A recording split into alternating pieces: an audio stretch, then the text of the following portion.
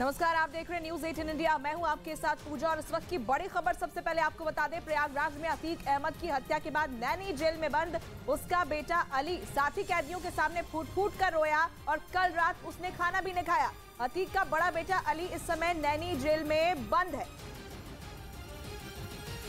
और उधर अतीक अहमद और अशरफ को प्रयागराज के कब्रिस्तान में दफन कर दिया गया। उसके छोटे बेटों ने कंधा दिया। इस दौरान अशरफ की बेटियां और कुछ करीबी भी मौजूद रहे।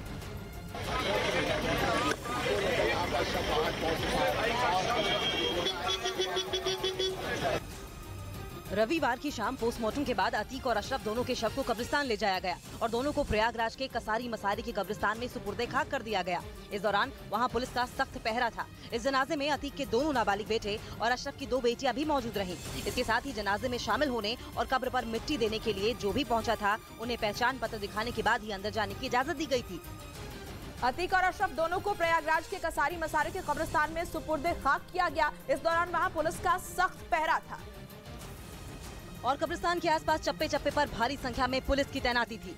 पूरे इलाके की बैरिकेडिंग कर दी गई थी। ये प्रक्रिया पूरी होने तक वहां पुलिस का पहरा मौजूद रहा। अतीक और अहमद की हत्या के बाद से ही पूरे प्रयागराज में अलर्ट जारी कर दिया गया था और पूरे प्रदेश में धारा 144 लागू कर दी गई थी। अतीक अहमद और अशरफ अहमद के शवों को सुपुर्दे खाक करने के बाद अधिकारियों की कई टीमें कब्रिस्तान के पास से रवाना हुई। अतीक अहमद की पत्नी शाइस्ता परवीन अब भी फरार है। वो ना तो बेटे के जनाजे में शामिल हुई और ना ही पति और देवर की मौत की खबर मिलने के बाद सामने आई। पति अतीक और देवर अशरफ की हत्या कर दी गई, लेकिन शाइस्ता परवीन गायब रही। न मौत की खबर सुनकर सामने आई, न जनाजे में ही शामिल हो सकी। बेटा असद एनकाउंटर में ढेर हो गया, लेकिन शाइस्ता अपने लाडले बेटे का आखिरी वक्त में चेहरा नहीं देख पाई। लगातार पुलिस को पेशेवर अपराधी की तरफ से चकमा देती रही।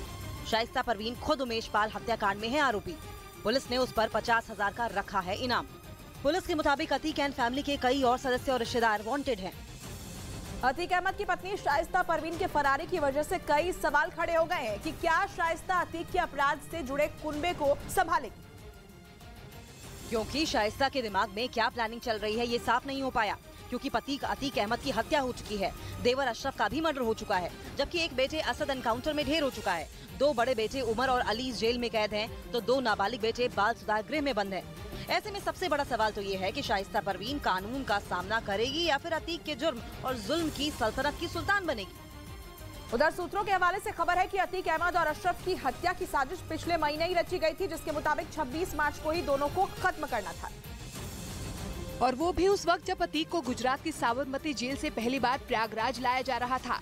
सूत्रों के मुताबिक उसी दौरान अतीक को निपटाने का प्लान था, लेकिन अतीक की कड़ी सुरक्षा की वजह से हमलावरों को मौका नहीं मिला।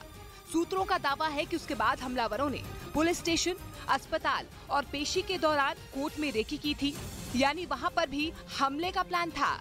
लेकिन ज्यादा भीड़ और सुरक्षा घेरे की वजह से हमलावर वहां भी अपने प्लान में नाकाम रहे।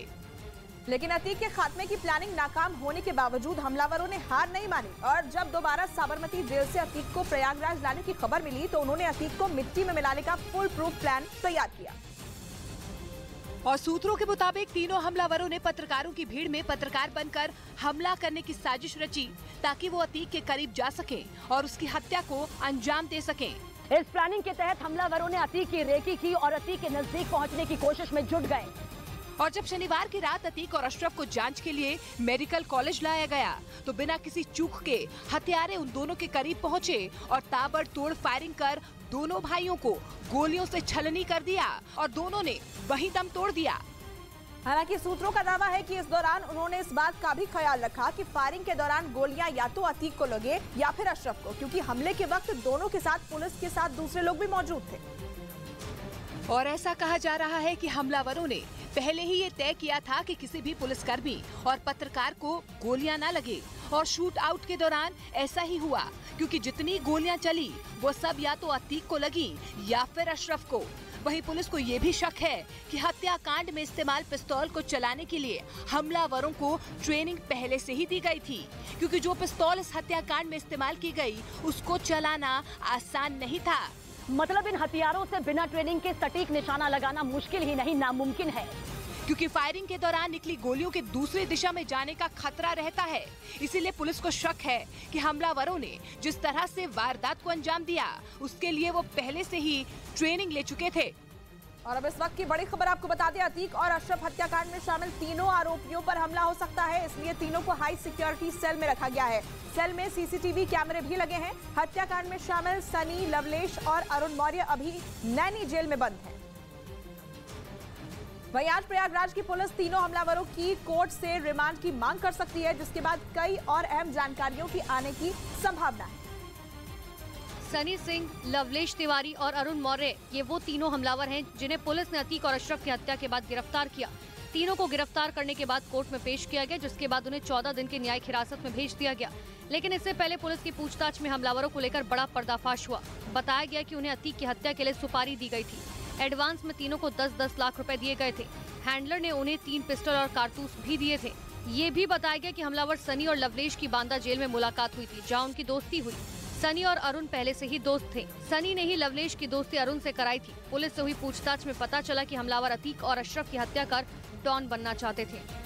उत्तर प्रदेश के प्रयागराज में गैंगस्टर अतीक अहमद और उसके भाई अशरफ की हत्या का मामला सुप्रीम कोर्ट पहुंच गया। पुलिस कस्टडी में अतीक और अशरफ की हत्या पर सुप्रीम कोर्ट में जनहित याचिका दाखिल की गई है।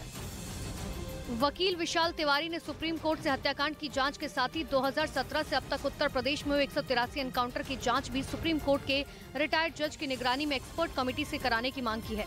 जबकि अतीक मर्डर केस की जांच के लिए राज्य सरकार ने इलाहाबाद हाईकोर्ट के रिटायर्ड जज अरविंद कुमार त्रिपाठी की अगुवाई में एक न्यायिक आयोग गठित कर दिया। इस कमेटी में रिटायर्ड अधिकारी सुबेश कुमार सिंह और रिटायर्ड जिला जज ब्रिजेश कुमार सोनी भी शामिल हैं।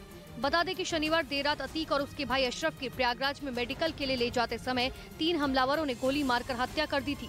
पुलिस ने 3 हमलावरों को मौके से गिरफ्तार किया, जिन्हें पेशी के बाद कोर्ट ने 14 दिन की न्यायिक हिरासत में भेज दिया। वहीं इस बीच अतीक अहमद और अशरफ की पोस्टमार्टम रिपोर्ट सामने आई है, जिसमें पर्दाफाश हुआ है कि अतीक अहमद को 8 और अशरफ को 5 गोलियां लगी थी। तीनों शूटरों ने अतीक और अशरफ पर इतनी गोलियां दागी थीं कि दोनों का शरीर छलनी हो गया था।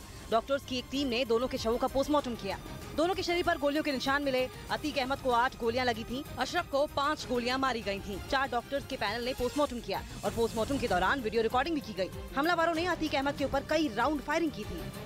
वहीं अतीक और अशरफ की पोस्टमार्टम रिपोर्ट से कई बड़े पर्दाफाश हुए। हमले के वक्त हमलावरों ने दोनों को कितनी गोलियां मारी, वो पोस्टमार्टम रिपोर्ट से साफ हो गया है। अतीक अहमद को कहां-कहां गोलियां लगी थीं, पोस्टमार्टम रिपोर्ट से साफ हो गया है। अतीक अहमद के सिर में, गर्दन में, छाती में और कमर में गोलियां लगी थी। वहीं अतीक के भाई अशरफ पर भी कई राउंड फायरिंग की गई थी, जिससे उसकी मौके पर ही मौत हो गई। एक गोली गले में लगी, एक गोली पीठ में, एक गोली कलाई, एक गोली पेट में, कमर से भी गोली मिली। 3 गोलियां अशरफ के शरीर में मिली, जबकि 2 गोलियां आर पार हो गई, जिससे दोनों की मौके पर ही मौत हो गई। मर्डर के तुरंत बाद ही तीनों हमलावरों ने सरेंडर भी कर दिया था। इस बीच तिरुवनंतपुरम से कन्नूर के बीच चलने वाली वंदे भारत एक्सप्रेस का ट्रायल रन शुरू हो गया है। प्रधानमंत्री अगले हफ्ते इस ट्रेन को हरी झंडी दिखाने वाले हैं।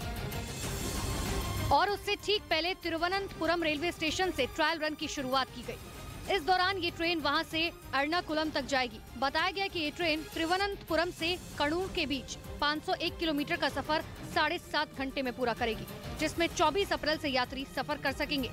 इस ट्रेन की शुरुआत के साथ देश में पटरी पर दौड़ने वाली वंदे भारत ट्रेन की संख्या 15 हो जाएगी।